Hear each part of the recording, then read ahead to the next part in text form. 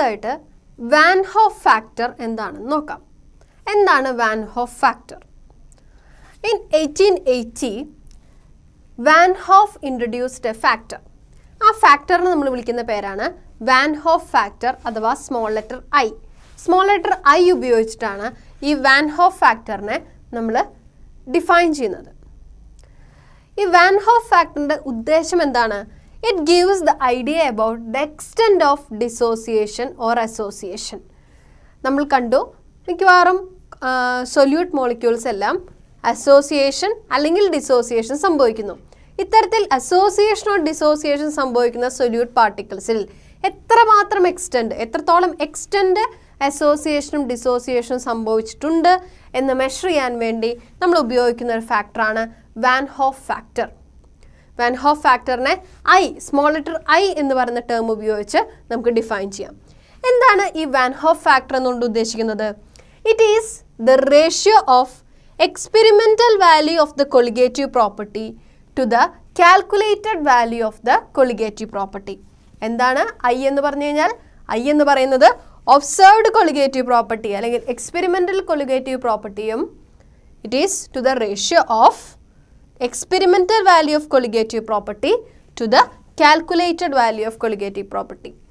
അല്ലെങ്കിൽ നമുക്ക് പറയാം ഐ എന്ന് പറയുന്നത് observed colligative property divided by calculated colligative property. നമ്മൾ മെഷർ ചെയ്യുന്ന കൊളിഗേറ്റീവ് പ്രോപ്പർട്ടിയുടെ ഒബ്സർവ്ഡ് ആയിട്ടുള്ള വാല്യൂവും ആക്ച്വലി കാൽക്കുലേറ്റ് ചെയ്യപ്പെട്ട വാല്യൂവും തമ്മിലുള്ള റേഷ്യോനെയാണ് വാൻ ഹോഫ് ഫാക്ടർ എന്ന് പറയുന്നത്. നമ്മൾ ഓൾറെഡി കണ്ടു കഴിഞ്ഞു colligative property is inversely proportional to molar masses എന്നുള്ളത്. അതുകൊണ്ട് തന്നെ മോളാർ മാസിൻ്റെ ടേംസിലും നമുക്ക് വാൻ ഹോഫ് ഫാക്ടറിനെ ഡിഫൈൻ ചെയ്യാം. മോളാർ മാസിൻ്റെ ടേംസിൽ എങ്ങനെയാണ് ഡിഫൈൻ ചെയ്യുക ഒന്ന് നോക്കാം. I is equal to it is the ratio of calculated അല്ലെങ്കിൽ normal molar mass to the observed or abnormal molar mass. Actually ഉള്ള മോളാർ മാസ് ഏത് സൊല്യൂട്ടാണോ എടുക്കുന്നത് അതിൻ്റെ നോർമൽ ആയിട്ടുള്ള കാൽക്കുലേറ്റഡ് ആയിട്ടുള്ള normal molar mass divided by abnormal അല്ലെങ്കിൽ ഡിസോസിയേഷനോ അസോസിയേഷനോ സംഭവിക്കുന്നതിൻ്റെ ഫലമായി ഉണ്ടാകുന്ന മോളാർ മാസ്. ഇവ തമ്മിലുള്ള റേഷ്യോനെയാണ് നമ്മൾ എന്ത് വിളിക്കുന്നത്? വാൻ ഹോഫ് ഫാക്ടർ എന്ന് വിളിക്കുന്നത്. മോളാർ മാസിൻ്റെ ടേംസിലും കൊളിഗേറ്റീവ് പ്രോപ്പർട്ടിയുടെ ടേംസിലും നമുക്ക് വാൻ ഹോഫ് ഫാക്ടറിനെ ഡിഫൈൻ ചെയ്യാം. എന്താണ് അതിന് കാരണം? നമുക്കറിയാം colligative property is inversely related to the molar mass. Van Hoff ഫാക്ടറിനെ പറ്റി നമ്മൾ പഠിച്ചു കഴിഞ്ഞു. ഇനി വാൻ ഹോഫ് ഫാക്ടറിൻ്റെ വാല്യൂസ് എങ്ങനെയാണ് വരിക എന്ന് നമുക്കൊന്ന് നോക്കാം. ഇവിടെ നമ്മൾ ഡിപ്പെൻഡ് ചെയ്യുന്നത് അല്ലെങ്കിൽ എപ്പോഴും മനസ്സിലാക്കേണ്ട ഒരു കാര്യം എന്ന് പറയുന്നത് colligative property is inversely proportional to molar mass എന്ന കാര്യമാണ്. ഇനി അസോസിയേഷനും ഡിസോസിയേഷനും സംഭവിക്കുമ്പോൾ ഈ വാൻ ഹോഫ് ഫാക്ടറിൻ്റെ വാല്യൂവിന് എന്താണ് സംഭവിക്കുക അതൊന്ന് നോക്കാം.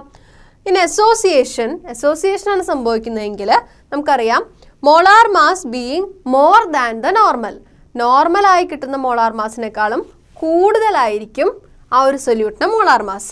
ഇൻ സച്ച് കേസസ് അത്തരത്തിൽ വന്നു കഴിഞ്ഞാൽ ഐ വാല്യൂ അല്ലെങ്കിൽ വാൻ ഹോഫ് ഫാക്ടർ എന്ന് പറയുന്നത് ലെസ് ദാൻ 1 ആയിരിക്കും. അപ്പോൾ ഓർക്കണം, അസോസിയേഷൻ ആണെങ്കിൽ ഐ വാല്യൂ ലെസ് ദാൻ 1 ആയിരിക്കും. എന്നാൽ ഡിസോസിയേഷനാണ് സംഭവിക്കുന്നതെന്ന് വെച്ച് കഴിഞ്ഞാലോ, ഡിസോസിയേഷനാണ് സംഭവിക്കുന്നതെങ്കിൽ ഒബ്സർവ്ഡ് മോളാർ മാസ് എന്ന് പറയുന്നത് നോർമൽ മോളാർ മാസിനേക്കാളും വളരെ കുറവായിരിക്കും. കാരണം എന്തുകൊണ്ടാണ്? ഡിസോസിയേഷൻ നമ്പർ ഓഫ് സൊല്യൂട്ട്സിൻ്റെ എണ്ണം കൂടുകയാണ് ചെയ്യുന്നത് അല്ലേ, പാർട്ടിക്കിൾസിൻ്റെ എണ്ണം കൂടുകയാണ് ചെയ്യുന്നത് ഡിസോസിയേഷൻ സംഭവിക്കുമ്പോൾ. അപ്പോൾ നമുക്ക് പറയാം in dissociation observed molar mass is lesser than the normal. അങ്ങനത്തെ കേസസിൽ എങ്ങനെയാണ് സംഭവിക്കുക? ഐ അല്ലെങ്കിൽ വാൻ ഹോഫ് ഫാക്ടർ എന്ന് പറയുന്നത് 1നേക്കാളും കൂടുതലായിരിക്കും. അതെപ്പോഴും മനസ്സിൽ സൂക്ഷിക്കണം. അസോസിയേഷൻ ആണെങ്കിൽ I value less than 1, dissociation ആണെങ്കിൽ ഐ വാല്യൂ അല്ലെങ്കിൽ van Hoff factor greater than 1. അപ്പോൾ ഐ വാല്യൂ കണ്ടു കഴിഞ്ഞാൽ നമുക്ക് എന്ത് മനസ്സിലാക്കാം? ഇത്തരത്തിലുള്ള സൊല്യൂട്ട്സിന് അസോസിയേഷൻ ആണോ ഡിസോസിയേഷൻ ആണോ സംഭവിക്കുന്നത് എന്ന് നമുക്ക് മനസ്സിലാക്കാം. ഐ വാല്യൂ 1നേക്കാളും കൂടുതലാണെങ്കിൽ അത് ഡിസോസിയേഷനെ റെപ്രസെൻറ്റ് ചെയ്യുന്നു. എന്നാൽ ഐ വാല്യൂ ലെസ് ദാൻ 1 ആണെങ്കിൽ അത് അസോസിയേഷനെയും റെപ്രസെൻറ്റ് ചെയ്യുന്നു. ഇത്രയും കാര്യങ്ങൾ നമ്മൾ അബ്നോർമൽ മോളാർ മാസുമായിട്ട് റിലേറ്റ് ചെയ്ത് ഓർത്ത് വെക്കേണ്ടതുണ്ട്. ഇത്തരത്തിൽ അബ്നോർമൽ മോളാർ മാസിൻ്റെയും കൂടെ ഇൻട്രൊഡക്ഷൻ വരുമ്പോൾ അല്ലെങ്കിൽ ഐ ഫാക്ടറും കൂടെ നമ്മൾ ഇൻട്രൊഡ്യൂസ് ചെയ്യുമ്പോൾ നമ്മൾ ഇതുവരെ പഠിച്ച എല്ലാ കൊളിഗേറ്റീവ് പ്രോപ്പർട്ടിയുടെയും മെഷർ ചെയ്യുന്ന രീതിയിൽ ചെറിയൊരു വ്യത്യാസം വരും അല്ലേ? അത് ഇനി എങ്ങനെയാണെന്ന് നോക്കാം.